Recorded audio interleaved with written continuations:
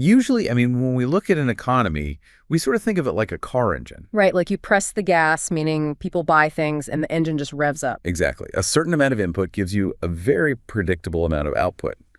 But you drop the artificial intelligence revolution into the fuel tank, and suddenly, well, that engine stops following the manual. It really does.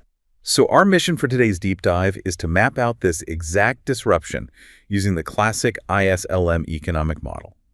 We want to translate these complex curves so you can understand exactly how AI will ultimately dictate your bank's interest rates and, your societal wealth. Which is huge. But before we can understand who gets rich from AI, we first have to understand how it changes basic efficiency. Right.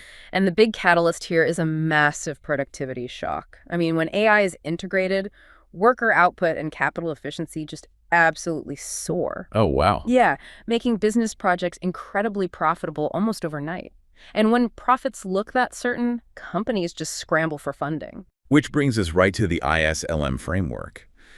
Think of IS as the product market, like the actual goods and services being made, and LM as the money market. Yeah, exactly. So when everyone wants to invest because of AI, this IS curve shifts to the right.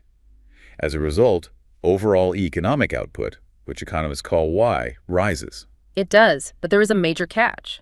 That surge in investment creates intense pressure for interest rates, or I, to climb right alongside it. Okay, I picture it like a massive hydraulic press.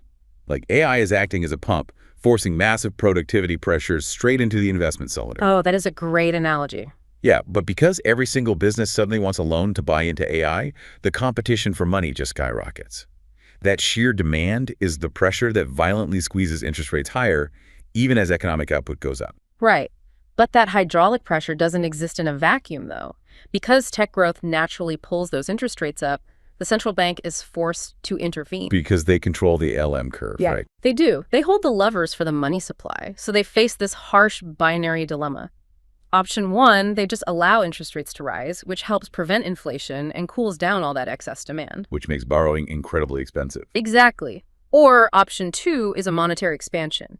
They pump more money into the system to shift that LM curve to the right, which keeps rates low and actively fuels those AI tech investments. If we connect this to the bigger picture, central banks are walking an agonizing tightrope between curbing runaway inflation and nurturing technological dominance. Well, while banks try to manage inflation at the top, there is a very human crisis brewing beneath the surface in the labor market. Yeah, the source warns that if AI-driven productivity outpaces human wage growth, all this new revenue will funnel primarily to capital owners. Which creates a severe spike in inequality. Huge spike. Economists measure this shift using tools like the Lorenz curve and the Gini index.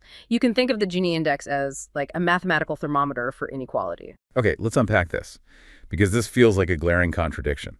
If everyday workers aren't earning more money to match this new robotic efficiency, won't private consumption, what the model calls C, just drop? That is exactly the issue. Like, if nobody can afford to buy things, doesn't that completely stall the very demand that AI is trying to supply in the first place? It absolutely does. That weakened private consumption is the central macroeconomic risk right now. I mean, it determines whether AI brings broad shared growth or just highly concentrated elite wealth. So we're looking at a perfect storm.